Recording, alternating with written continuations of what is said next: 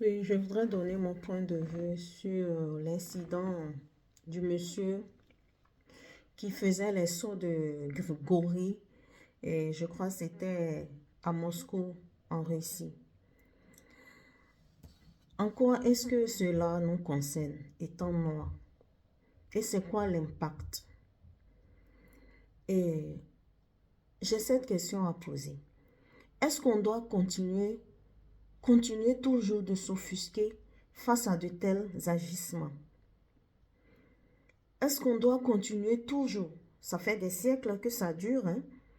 Quand on colle l'image d'un noir au singe, ça fait des siècles, pas des millénaires, que ça dure. Est-ce qu'on doit continuer toujours de se sentir blessé, de se sentir rabaissé face à cette idée-là des Caucasiens? Enfin, c'est eux qui ont fait, qui ont rapproché le noir au singe par rapport à leur science, je crois.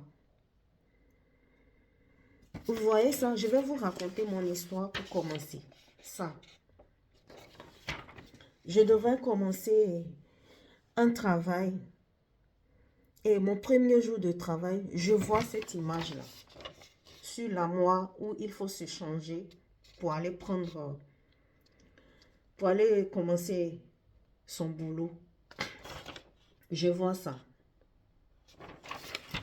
Et là, le premier jour, j'ai vu l'image. Je me suis dit que c'est sûrement là à cause de moi. Mais je ne vais pas me laisser faire. Je ne vais pas me laisser abattre par cette image-là. Et avec le temps, les traitements qu'on m'infligeait à ce lieu de travail, ça devenait insupportable. Et finalement, j'ai démissionné. J'ai démissionné, ce n'était pas essentiellement pour cette image. Mais les traitements, c'était la goutte qui avait fait déborder la vase. Au départ, j'ai vu l'image, je n'avais pas fait attention. Et les écriteaux qui sont sur l'image, la traduction, c'est l'environnement du travail en 3 mots. Planète des singes. C'est en allemand. Ça veut dire l'environnement du travail en 3 mots. Planète des singes. Et voilà que, avec tout le traitement qu'on m'infligeait, que je subissais à ce lieu de travail, ajouté à ça, j'ai finalement donné démission. Et aussi, je vais vous conter une petite anecdote. J'avais des soucis de santé et mes enfants devraient aller dans une famille, puisque le père aussi était indisposé dans le temps. Et il devait aller dans une famille. Et quand cette famille est arrivée, la famille est arrivée avec une peluche de singe pour mon garçon et une poupée pour la petite. Et mon garçon, quand j'ai vu la peluche de singe, bon, j'ai un peu tiqué. Après, je me suis pincée, je me suis dit dans ma tête que mais les peluches, ça, il peut en avoir dans il peut en avoir dans n'importe quel animal en fait. Que le singe aussi c'est un animal. Pourquoi toujours s'offusquer quand on parle du singe dans notre environnement? Vous voyez? Et je n'ai rien dit. Peut-être si j'avais laissé ce ressentiment, ce complexe d'injure de singe prendre le dessus, peut-être j'allais mal agir, alors que la famille était là pour m'aider. Je ne sais pas ce qui s'est passé dans leur tête, je ne sais pas s'ils le font de façon délibérée, ou bien c'est par amour, ou bien ils ont choisi une peluche de singe juste comme ça par hasard, ou bien c'était pour me provoquer, je ne sais pas. Mais justement, si c'était dans le but de me provoquer, fallait pas que je me laisse tomber dans ce piège-là aussi. Fallait pas que je me laisse tomber dans ce piège-là aussi.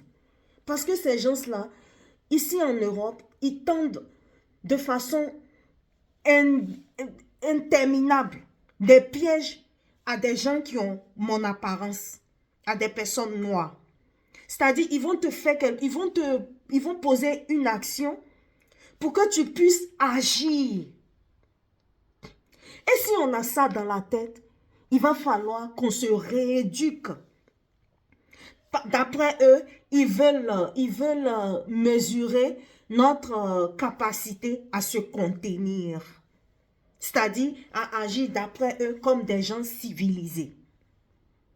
Donc, si je ne m'étais pas contenue et je ne m'étais pas mise au-dessus de ce complexe-là, j'allais peut-être mal agir alors qu'ils étaient là pour m'aider.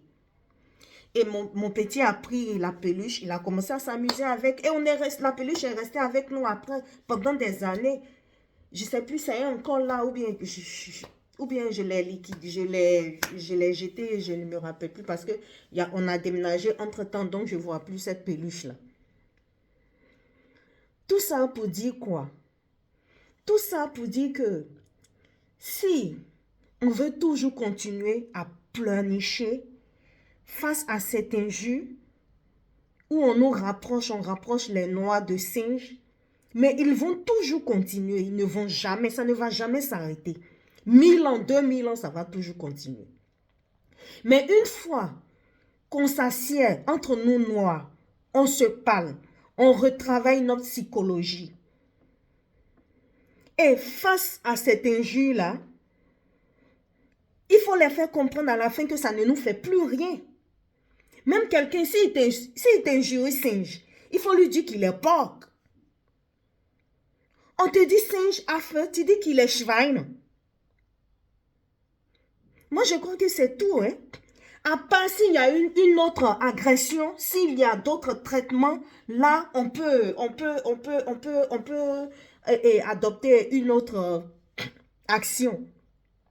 Mais pour cette histoire, regardez par exemple, il y a un joueur, il était au terrain et il y a un supporter qui a, je crois, lancé une banane par provocation, pour le provoquer. C'est juste pour déstabiliser. Ils savent que ça fait mal. Ils savent que c'est une injure qui a une histoire. Donc, ils savent que pour atteindre le noir, à chaque fois, il faut lancer cette injure-là.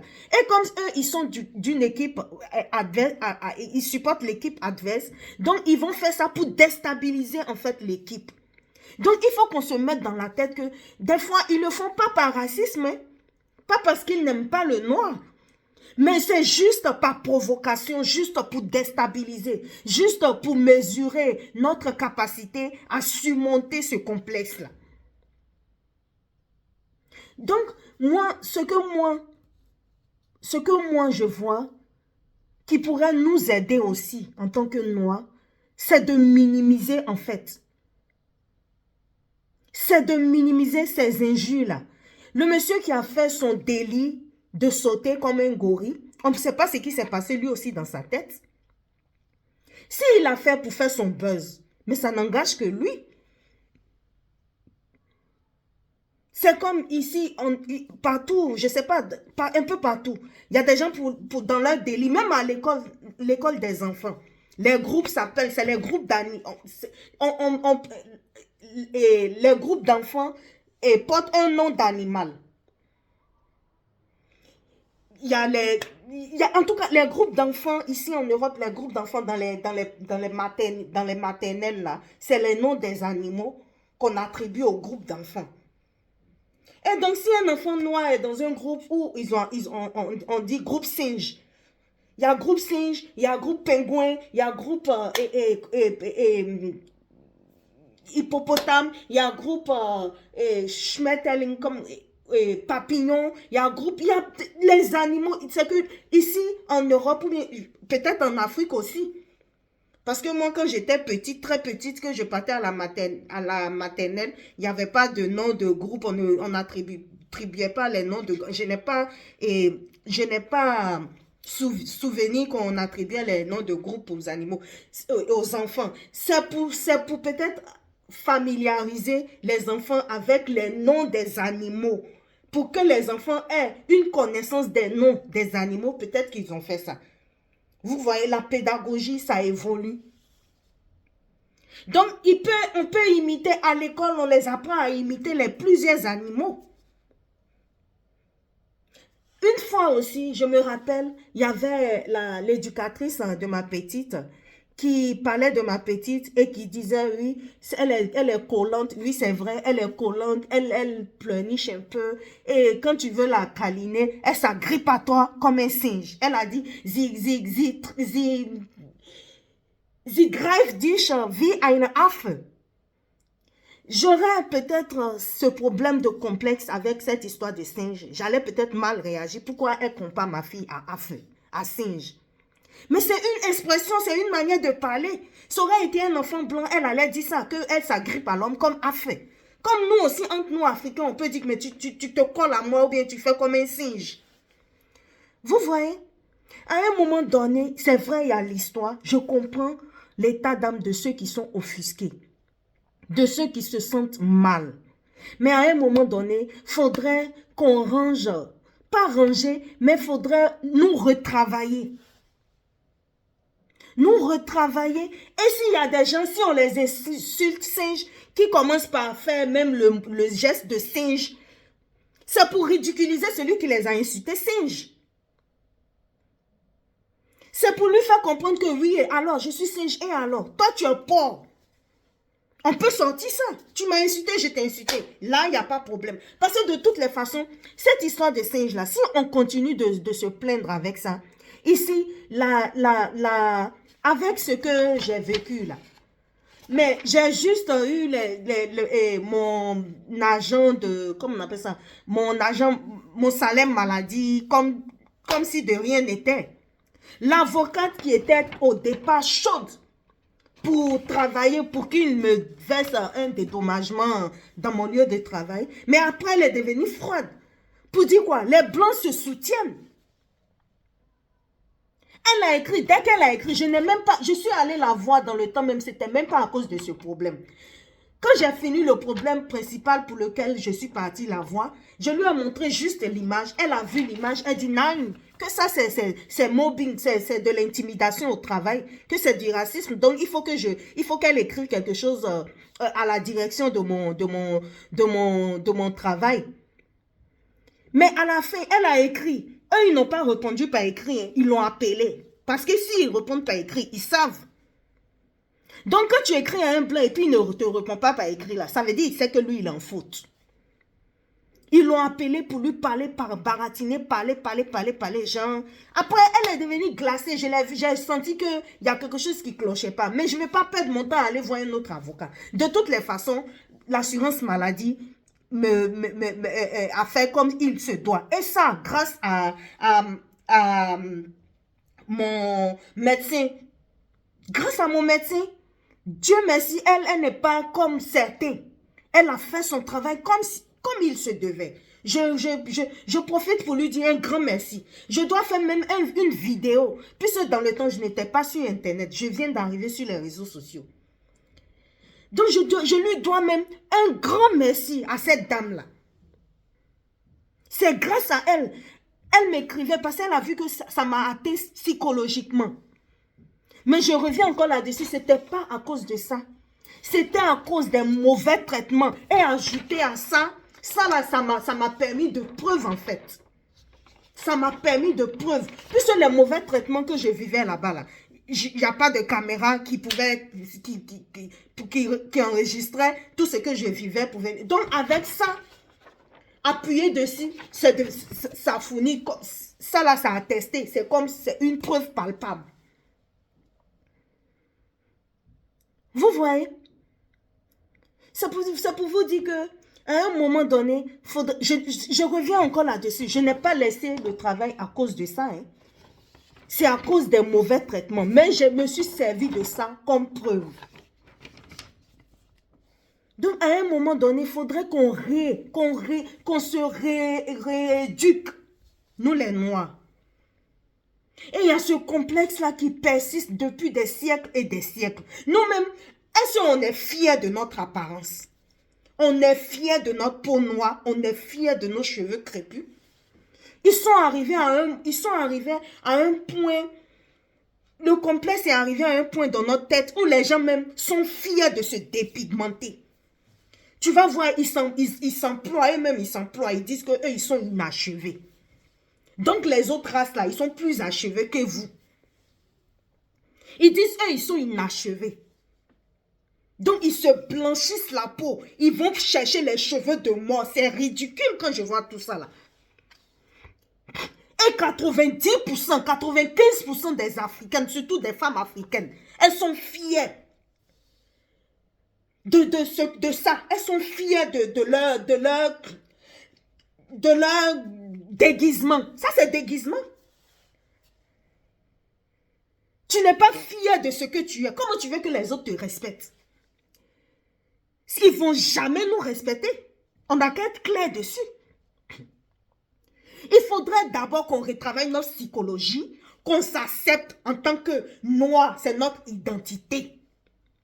Les cheveux crépus, c'est notre identité. Imagine les cheveux crépus. C'est parce que moi, je n'aime pas laisser, je suis une dame, je n'aime pas laisser apparaître mes cheveux, sauf mes enfants à la maison. Sinon, tu as les cheveux bien entretenus. Quand c'est beaucoup sur ta tête, là, au lieu de porter les cheveux de nos cheveux, là, c'est une puissance.